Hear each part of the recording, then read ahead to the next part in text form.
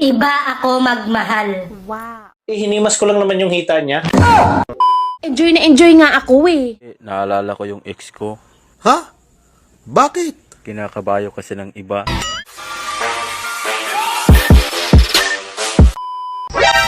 Pag-ibig na walang hanggan. Pangakong walang iwanan. Magkape ka na lang. Dahil walang ganyan. Yung mga babaeng may nunal sa mukha, sila talaga yung malambing. Mabait, mapagmahal at mapagbigay sa kapwa. Yun nga lang tupakin. Gusto mo ba pumayat nang hindi nag-e-exercise? Magmahal ka ng maling tao. Hi Google. Hello, ikaw na naman. Hindi ka ba nadadala? Heto na naman tayo. May gusto lang naman akong malaman eh. Huwag mo nang alamin dahil masasaktan ka lang. Grabe naman to. Pangit ka banding. Tatanong lang naman, dami sinasabi. Pangit ka din. Iba ako magmahal. Wow. Sinasagad ko.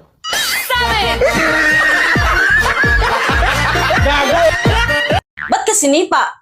Siguro sa sobrang lupit mo sa mga babae. Presko daw ako. Hinimas ko lang naman yung hita niya. Ang lupit mo daw pala sa babae dati ah. Sino naman nagsabi sa'yo? Miniligawan nga ako dati, sinipa nga ako sa mukha eh. Ba't ka sinipa? Siguro sa sobrang lupit mo sa mga babae. Presko daw ako. Hinimas ko lang naman yung hita niya. Kaya naman pala sinipa ka. Bawal naman talaga yan eh. Buti nga, hindi ka pinapulis. Kung bawal yung ganun, bakit ikaw? Kusa mong pinapatong yung kamay ko sa hita mo. Tapos nagagalit ka pa pag hindi ko ginagalaw yung kamay ko. Nasa mood lang ako noon. Alam mo, makuha mo muna dapat kiliti ng babae bago mo gawin yan. Bakit siya isang nililigawan ko? Bago ko hinimas yung hita niya, nakuha ko muna yung kiliti niya. Bakit sinampal pa rin niya ako? Ba't ka naman sinampal? Paano mo nahanap kiliti niya? Sa kilikili. Kung nakakabuntis pa ang video call, marami na sanang buntis na OFW. Mabuti na lang, may screen protector.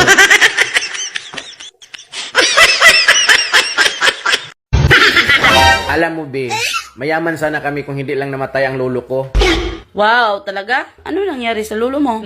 Namatay siya sa hirap.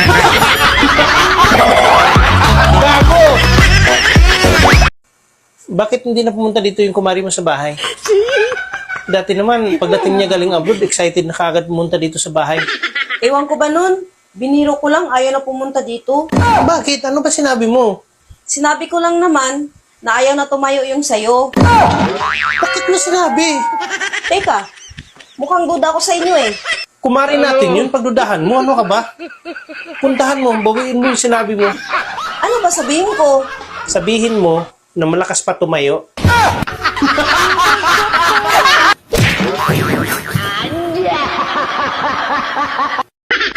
Hindi ka ba napapagod sa pagiging maldita mo? Enjoy na enjoy nga ako eh. Kaya nga asar na asar ka, diba? Ako na siguro yung taong pinakamalas dito sa Pilipinas. Bakit ano mang nangyari? Noon kasi, nagtatrabaho ako ng maayos. Honest ako sa kumpanya. Pero biro mo, ako pa yung natanggal. Kung nagtatrabaho ka ng maayos, bakit ka natanggal? Iyon na nga eh. Sip-sip yung kasamahan ko. At siniraan ako sa kumpanya namin. Ayan, mahina ka kasi. Tapos sa time na yon, nung pauwi na ako, nag-abang ako ng jeep na masasakyan. May lalaking dumaan. Pinahawakan niya sa akin yung bag. Nagulat ako, bigla siyang tumakbo. Pagtingin ko sa bag niya, ginto at pira yung laman ng bag. Abay, swerte mo. Paano naging malas yun? Saka saan mo nilagay yung bag? Sa sobrang kamalasan ko, magnanakaw pala yung lalaki. Ako yung nahuli, ako pa yung nakulong. Alam mo, nasa Manila ka. Wala ka sa probinsya. Dapat maging alerto ka. Tsaka bawal ang tanga-tanga dito sa Manila. Tapos, nung nakalaya na ako, akala ko katapusan na ng kamalasan ko. Pag uwi ko sa bahay, ang dati kong kinakasama, napakarami ng anak. Saklap. Alam mo, di lang kamalasan. Katangahan mo rin naman eh, kung bakit ka nagkaganyan. Ang pinakasaklap at napakamalas ay yung nangyayari sa buhay ko ngayon. Ito na yung pinakamabigat at hindi ko matatakasang kamalasan. Bakit pinakamabigat na kamalasan yung nangyayari sa'yo ngayon? Eh, kahit na syunga-syunga ka, okay ka naman. Paano ako makatakas sa kamalasan? Eh, kasal tayo?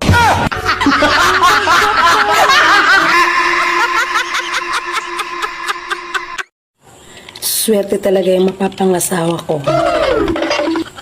Kasi okay lang ako sa pagkain na itlog sa umaga, itlog sa tanghali, at siya naman sa gabi. Eh di bukas, wala ka na pakain eh. Itlog sa umaga, itlog sa hapon. Grabe naman yan. Baka nakalimutan mo. Dalawa lang yung itlog namin. Bukas, mamatay ka na sa gutom.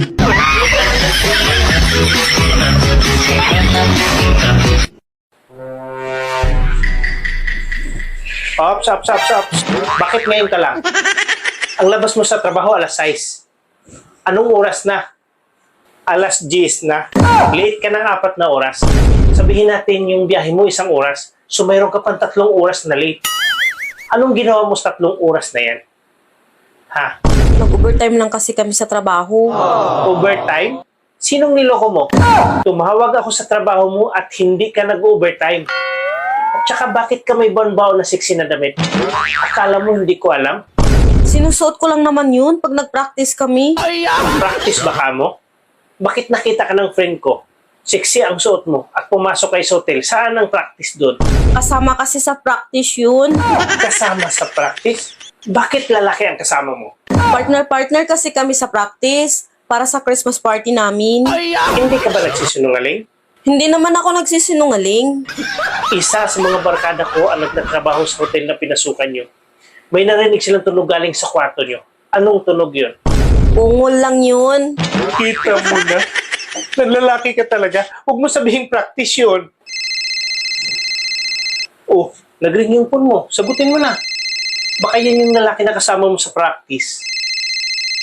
Ano sabihin ko? Sabihin mo na huwag na niya ulit gawin yung ginawa niya sa'yo. Kasi magkakagulo lang tayo niyan eh. Hello? Sa susunod, wag mo na ako. Anong nantay mo? Sabihin mo na. Huwag mo na daw akong pakialaman ha sa susunod. Hindi. Sabihin mo sa kanya kung anong ginawa niya sa'yo, banggitin mo para hindi na niya ulitin. Sa sunod, wag mo na daw ako dilaan ha.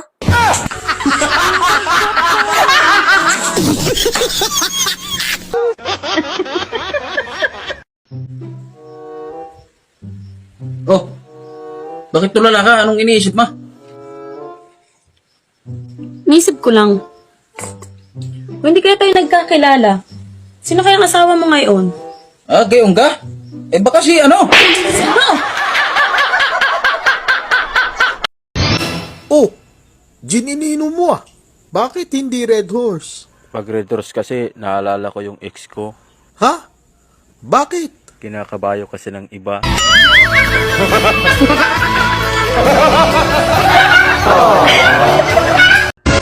Ayoko na makita yung lalaki na laging bumubuntot sa'yo ah. Kahit alam niyang may asawa ka, nanliligaw pa rin sa'yo. Tandaan mo yan. Oo Han, hindi mo na yun makikita at hindi na rin yun manliligaw sa akin. Ay, buti naman, tumigil na siya.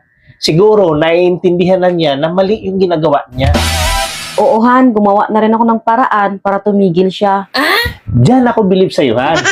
Dahil hindi mo inasa sa akin lahat at mahusay ka mag-isip. Oo Han, hindi na yun magpapakita dito at hindi na rin yun manliligaw sa akin. Yan ang asawa ko. Hindi lang matalino, mandiskarte pa. At hindi ako nagkakamali na ikaw yung napapangasawa ko. Swerte ko sa'yo. Kaya nga pala, ano palang ginawa mo? Bakit bigla na nahimik yung lalaking yun? Ako na pumupunta sa bahay nila araw-araw.